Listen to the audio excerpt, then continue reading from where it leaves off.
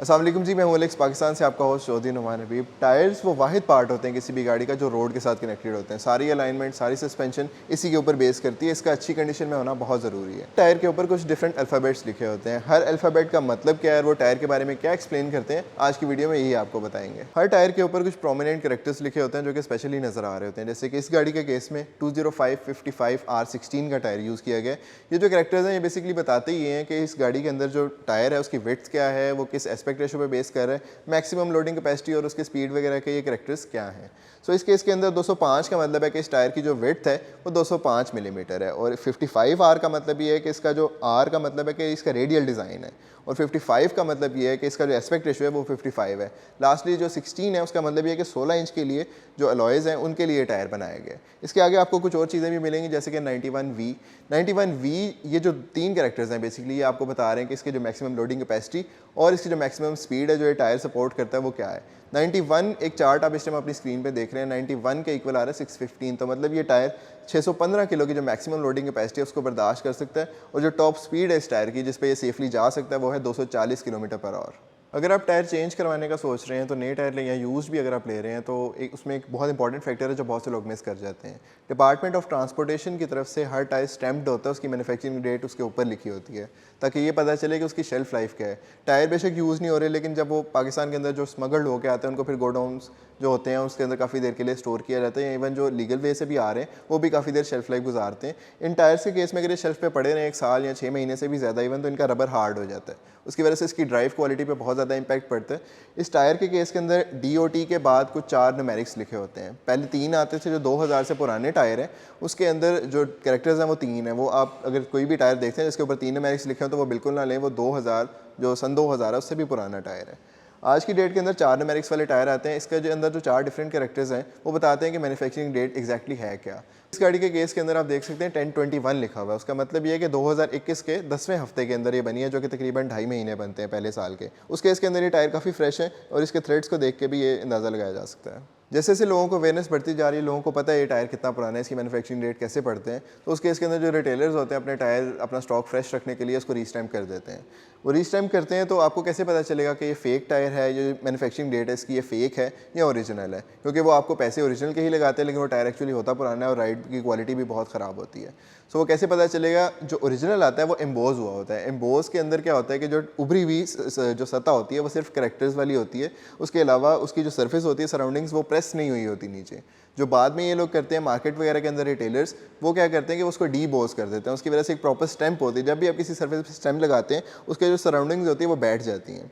उसकी वजह से क्या होता है कि जो कैरेक्टर्स लिखे हुए हैं वो तो उभरे हुए ही होते हैं, लेकिन उसके जो इर्द गिर्द जो उसके सर्कल बना होता है एक रेक्टेंगल सा, वो प्रेस डाउन हो जाता है। तो इससे आप इजीली बता सकते हैं कि ये बाद में स्टैम्प किया गया या ओरिजिनली स्टैम्प आता है। ओरिजिनली जितने भी स्टैम्प आते हैं उसकी सरफेस फ्लैट होती है, सिर्फ जो उसके कैरेक्टर्स होते हैं वो उभरे हुए होते हैं। अब अगर आपको पता था कि आपका जो टायर है उसकी एक्चुअल मैन्युफैक्चरिंग डेट क्या है, आपने ओरिजिनल स्पॉट भी कर लिया, आपकी गाड़ी के लिए जो परफेक्ट साइज़ है आपने वो लगवा भी लिया, लेकिन जो बाद की स्टोरी है कि आपने उसको कैसे मेंटेन करना है, उससे मैक्सिमम लाइफ कैसे निकालनी है और अपनी फैमिली के लिए सेफ्टी कैसे प्रायोरिटी रखनी है।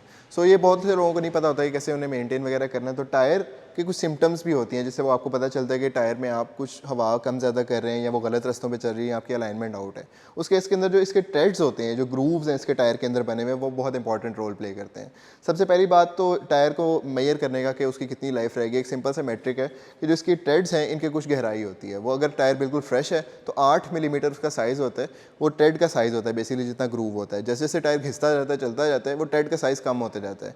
इसीलिए कहते हैं कि जब थोड़ा 5 मिलीमीटर तक चल जाए तो वो एक ठीक है, रीजनेबल आपने चला लिया, उसके बाद उसको बेहतर है कि जल्दी से जल्दी रिप्लेस कर लें।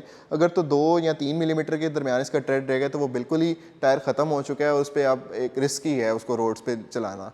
उसके बाद आपने देखना है कि आपने ट्रेड्स तो देख लिए कि वो कितने हैं, लेकिन अगर आप हवा कम या ज़्यादा कर रहे हैं तो वो भी आपको टायर की वॉल्स ही बताती हैं। अगर आप प्रेशर ज़्यादा कर रहे हैं तो गाड़ी उठी हुई है, उसकी वजह से जो टायर है उसका सिर्फ एक जो मेन पॉइंट है सेंटर से वो रोड के साथ बहुत ज़्यादा टच हो रहा है। अगर वही चल रहा है क्योंकि टायर के अंदर प्रेशर ज़्यादा है तो उस केस के अंदर वो घिसता भी ज़्यादा है। तो सेंटर से टायर हमेशा घिसा होता है अगर उसका प्रेशर हाई हो।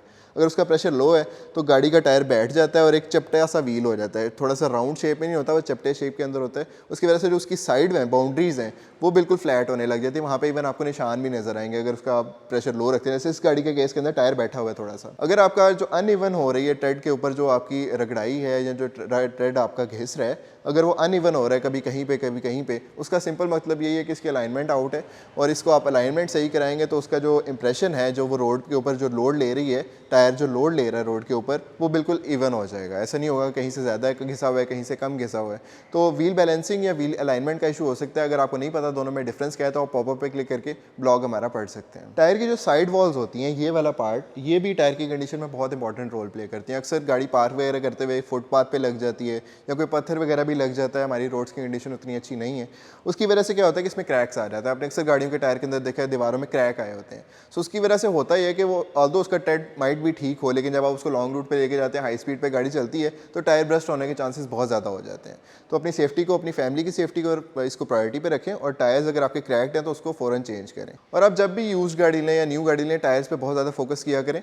OLX की कार इंस्पेक्शन सर्विस पे टायर्स का एक प्रॉपर वो रिपोर्ट के अंदर सेक्शन है जिसके अंदर वो आपको बताते हैं कि टायर की हेल्थ क्या है, उसके ट्रेड की डेप्थ क्या है और उसकी कंडीशन क्या है। आपको एक ओवरऑल टायर का तो पता चलता ही चलता है, बल्कि आपको बोनस में गाड़ी की सारी फ्रेम, पेंट, उसका एक मेजर एक्सीडेंटल तो नहीं है, किसी पार्ट में फॉल्ट तो नहीं है इंटीरियर एक्सटीरियर में, वो सारी बातें आपको एक डिजिटल रिपोर्ट में 200 चेक पॉइंट्स पे 45 मिनट के अंदर आपके घर पे आपकी अपनी मर्जी के टाइम पे मिलती है। तो अभी पॉपअप पे क्लिक करें और OLX Motors car inspection book करें। अब आप अपनी गाड़ी के लिए नया और जो यूज टायर है वो लेने के लिए बिल्कुल तैयार हैं। अगर आप टायर लेने का सोच रहे हैं तो OLX पाकिस्तान पे हज़ारों की तादाद में टायर्स लिस्टेड है। अपनी गाड़ी के लिए अपनी पसंद का टायर चूज़ करें और आज ही खरीदें। अगर आपको ये वीडियो पसंद आई है तो हमें तमाम सोशल मीडिया हैंडल्स पर लाइक करें, सब्सक्राइब करें, नोटिफिकेशन बेल को भी क्लिक करें।